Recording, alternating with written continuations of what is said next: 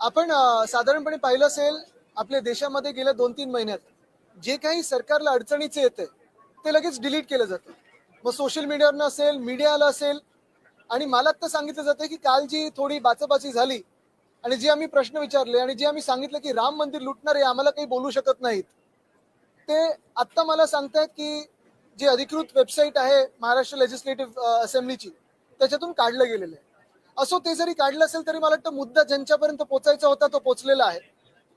एकच असं वाटतं की भाजपनी राम मंदिरच या देशातून डिलीट करू नये, कारण तेच त्यांना अडचणीचं झालंय. एवढंच मला वाटतं सांगणं गरजेचं आहे.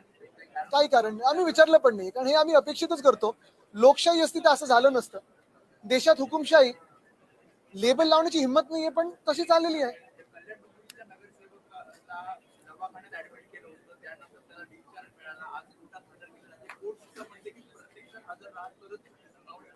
मला वाटतं एक आपण पाहिलं असेल, ज्या रमेश म्हात्रेंनी महिला असो की पुरुष असो दोन्ही डॉक्टर्सवर आणि नर्सेसवर हात उचलला, अतिशय घाणेरड्या शब्दांमध्ये शिवीगाळ केली. तो ऑडिओ मला वाटतं काही सोशल मीडियावर आपण पाहिलं असेल, चॅनल्स दाखवू शकतच नाहीत, कारण त्यांना सगळं ते पूर्ण टिंबटिंबच करायला लागेल. पण हे सगळं झाल्यानंतर आम्ही तिथे व्हिजिट केली आणि व्हिजिट झाल्या जाब विचारल्यावर रमेश म्हात्रेंना अटक झाली. पण अटक झाल्यानंतर गृह खात्याने देखील त्यांना हॉस्पिटलमध्ये ऍडमिट कसं होऊ दिलं हे मला माहिती नाही. खरं तर नीट त्या लायकीपर्यंत आणून की आता सूज आलेली आहे, आता ऍडमिट करायची, एवढं सगळं केल्यानंतरच पोलिसांनी त्यांना ऍडमिट करायला पाहिजे होतं.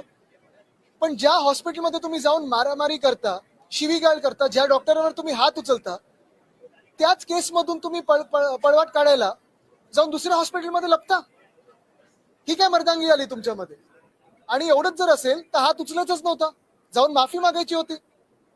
पण माझी अजूनही मागणी राहील, कारण मुख्यमंत्री महोदयांचे जे गृहमंत्री पण त्यांचे हात कोणी बांधलेत मला माहिती नाही. पण एका बाजूला आपण पाहिलं असेल, जे गणपत गायकवाड ज्यांनी पोलीस स्टेशनमध्ये जाऊन गोळीबार केला होता ते भाजपचे आहेत म्हणून अजून जेलमध्ये आहेत, आणि हे मिंदे गटातले आहेत म्हणून लगेच त्यांना बाहेर काढण्यात आलं. म्हणजे गृहमंत्री जे मुख्यमंत्री म्हणजे फडणवीस साहेब आहेत, त्यांचे हात कोणी बांधलेले आहेत हे जरा आपण त्यांना आज विचारलं पाहिजे, पत्रकार परिषद जेव्हा ते शेवटाला घेतात तेव्हा. पण अजूनही माझी मागणी हीच राहील की रमेश म्हात्रे यांचं नगरसेवक पद हे बाद केलं पाहिजे, बरखास्त केलं पाहिजे. एक एक एक एक एक एक एक या बाजूला घे बाजूला. अध्यक्ष असं करत नाहीत, आम्ही करतो.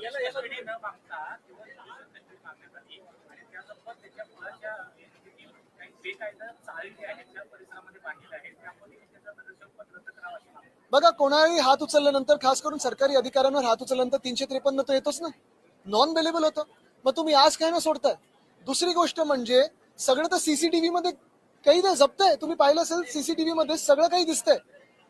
हात उचललाय, मारामारी केली, शिवीगाळ केली, सगळं काही ऑडिओ सकट जर त्या सीसीटीव्ही मध्ये असेल तर अजून काय पुरावे पाहिजेत? आणि तुम्ही का त्यांना गृह खातं म्हणून, मी पोलिसांना दोष देत नाही, कारण पोलीस हे गृहमंत्र्यांच्याच आदेशावर चालतात, पण त्यांना तुम्ही का हॉस्पिटलमध्ये ऍडमिट होऊ दिलं आणि का बरोबर जी काही 3rd डिग्री द्यायची होती ती दिली नाहीये अजून?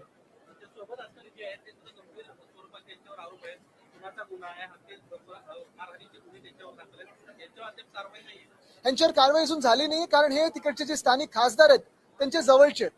आता जे मुख्यमंत्री बोलतात भाडेके वगैरे काय काय, ते मी बोलणार नाही, पण तसेच आहेत, समजून घ्या.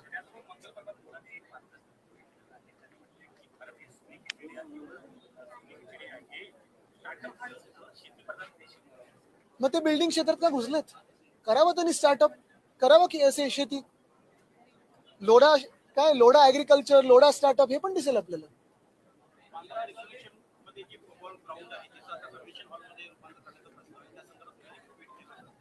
आम्ही याच्यावर विरोध केलेला आहे, आंदोलन होत आहेत, आणि मी फक्त देशभरात नाही तर जगभरात सगळ्या फुटबॉलर्सना सांगत आहे की तुम्ही हे ग्राउंड वाचवायला पुढे आलं पाहिजे. जेव्हा मी आता तुम्ही पाहिलं असेल, मुंबई फुटबॉलचा अध्यक्ष आहे.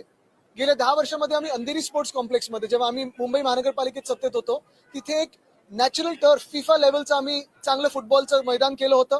तिथे आमचे 3rd division, 2nd division, 1st division, elite आणि देशातले देखील खेळपट्टू तिथे येऊन फुटबॉल खेळत होते. 64 वर्षानंतर आपल्या शहरामध्ये इंटरनॅशनल मॅच झाली होती. ह्याचा उल्लेख इंडियन फुटबॉल टीमने देखील अनेकदा केलेला आहे. सेंट झेवियर्सचं आमचं मैदान आहे, ते देखील आता बीएमसी कडे प्रलंबित आहे, ते आम्हाला हस्तांतर होणं गरजेचं आहे. तिथे देखील माझ्या कानावर आहे, तिथे स्थानिक जे भाजपचे आमदार आहेत ढापायचा प्रयत्न करत आहेत, कोळंबकर साहेब,